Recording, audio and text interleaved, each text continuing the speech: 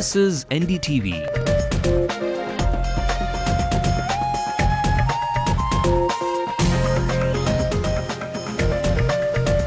And you're watching NDTV Hindu.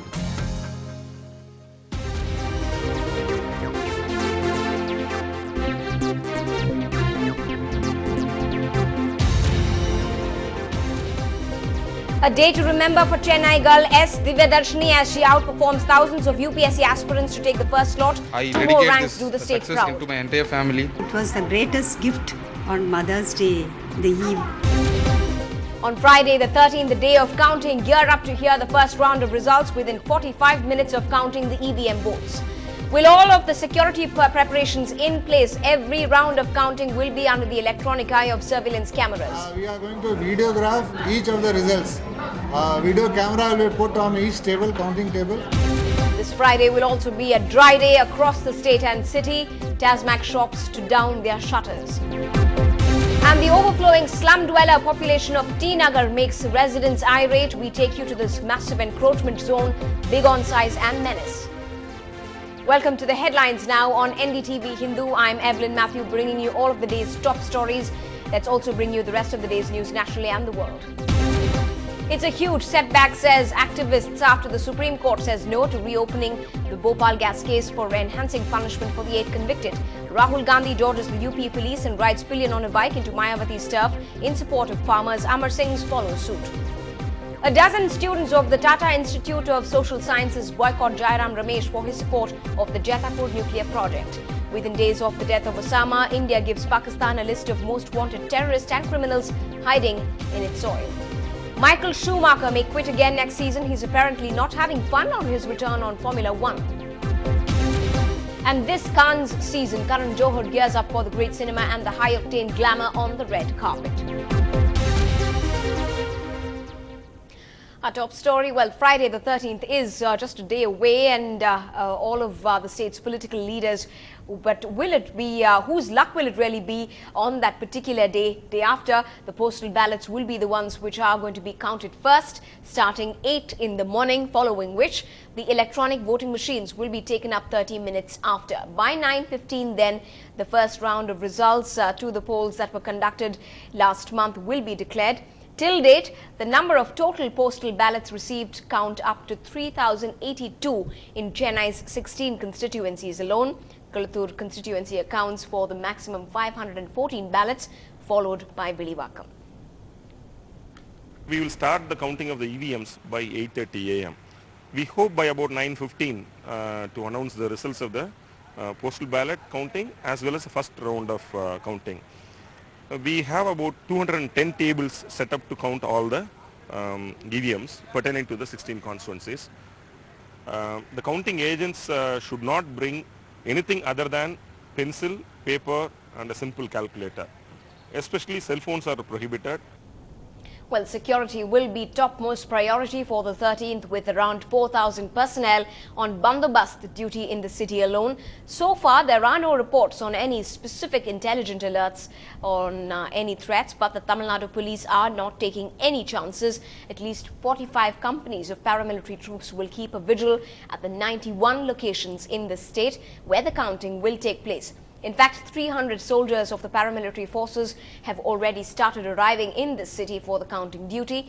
For the first time, under strict instructions by the Election Commission, results of every round of counting will be videographed. Only observers are allowed to carry mobile phones into the centers.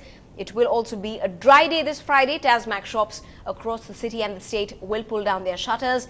As far as cases related to the election goes, there have been 5,935 charge sheets filed already, of which 1,378 cases the accused have been convicted. Else, 4,557 cases are going through a trial.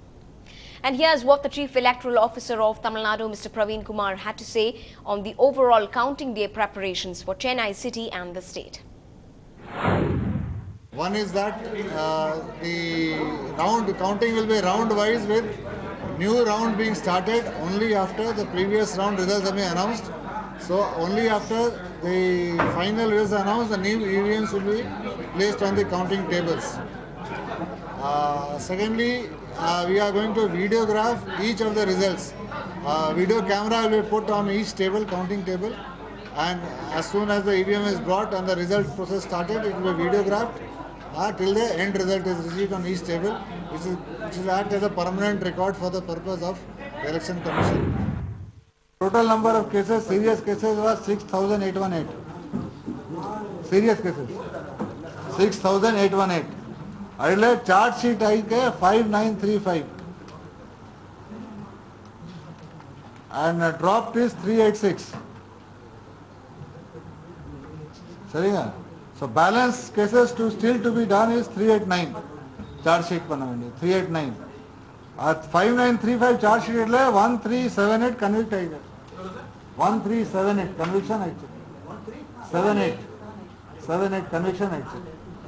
Now, amidst the crucial last few days, Amma wants to be reassured of a foolproof counting process. It seems the AIADMK's General Secretary, Ms. Jayalalitha, has requested the Chief Election Commissioner in a letter to appoint data entry operators with indelible integrity to be discharged for their counting day duties. She has quoted the case of Shivagangai constituency in the petition as well. And in reply to Ms. Jayalalitha's request, here's how the Chief Electoral Officer reacted. Data entry operator, already we have staff who are doing the job, so they are person of integrity. But data entry operator is a minor issue because once the data entry operator feeds the data, the output is to be checked by the RO, the observer and the agent sitting there. So they will be checking each of the output of data entry operators. And after they check and find if everything is okay, the printout will also be given to the agents also, apart from putting on the board there for everyone to see and putting on a screen there for everyone to see. It will also be given to the agents, so that will act as a permanent hard copy check for them. Now, there could be soon some sort of a respite for the staff and workers around the Chennai port who've been breathing in iron and coal dust from the offloading and loading hubs nearby. The Madras High Court today ordered that handling of coal and iron ore should be shifted from the Chennai port to the Ennore port from the 1st of October this year. This comes following a public interest litigation filed by E.G. Rajendran, who had claimed that the export of such material at the location had created health hazards for the public, with medical records to prove so. It also suggested that the heritage building of the Madras High Court was also bearing the brunt by slow corrosion.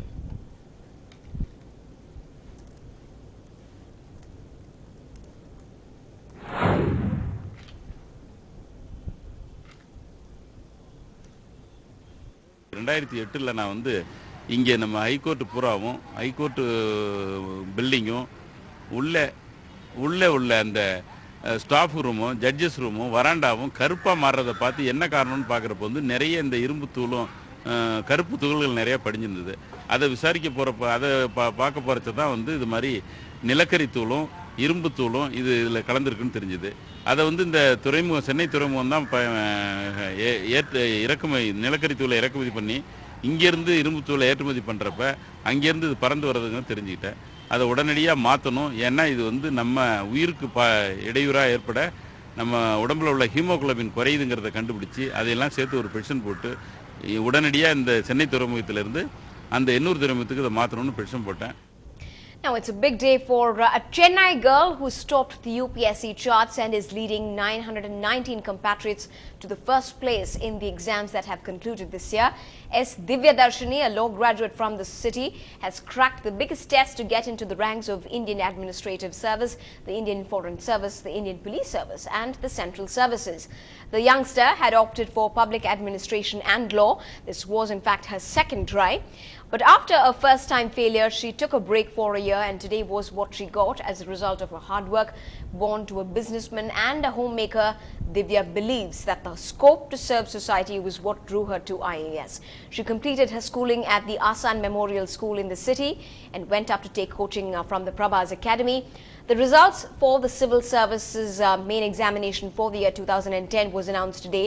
The number of vacancies reported by the government for the IAS category is 151, while that for the IFS is 35, the IPS is 150, and for the Central Services, both Group A and Group B, is at 707. And Sam Daniel, senior correspondent with NDTV 24/7, caught up with the topper herself, and here's what she had to say in reaction. Joining me now in Chennai is Divya Darshini, the IAS topper. Divya, thank you so much for joining us. You're the All India topper in civil services. How does it feel? I'm elated. I don't have words to express how happy I am. But Did you expect this? no, I expected a good rank, but never to top civil services. Right. You're a law graduate. You could have actually chosen lucrative jobs in the corporate sector, make huge money. But what motivated you to really take up civil services to become an IAS officer? The way the society currently is, so much corruption, so much flaws in the bureaucracy and the government, that motivated me to make a difference in the system. I didn't want to be an outsider complaining about the system. Right. I wanted to get into the system and make a difference there. Many senior bureaucrats are facing corruption charges along with politicians because they have become partners in crime.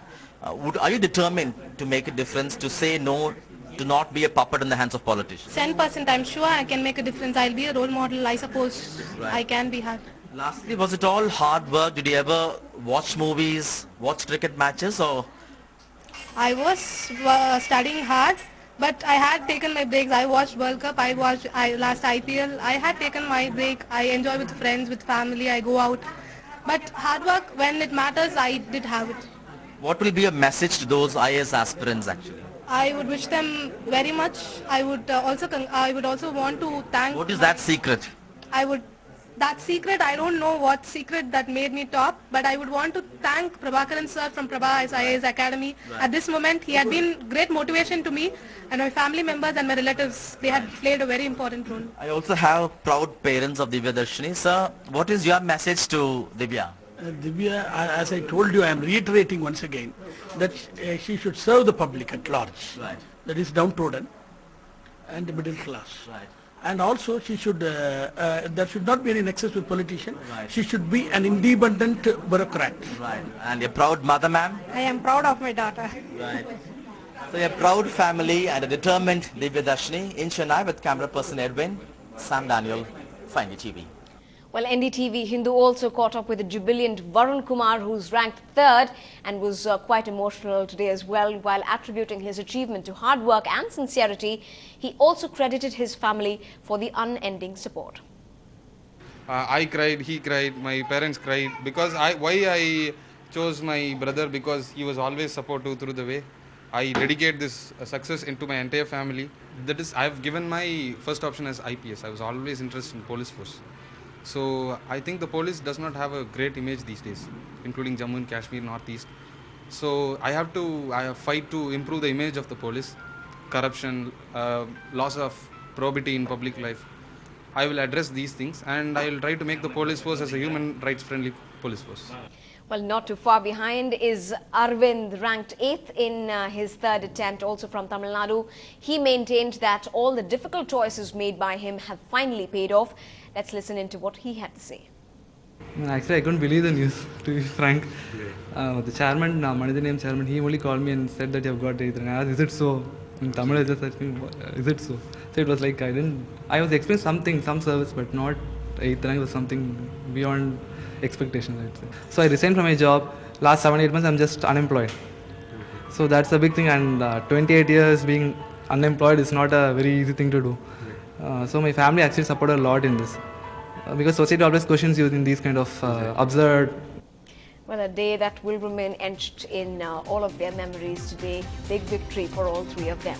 Now, up ahead on the bulletin, will there ever be any closure for the many Bhopal gas tragedy victims even after 14 painful years?